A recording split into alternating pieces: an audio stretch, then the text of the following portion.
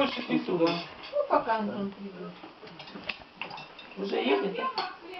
Ну, до часу, не знаю, может задержали.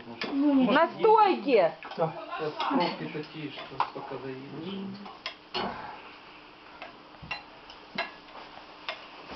Еще много. Мы стояли, так маршрутки идут, не останавливая.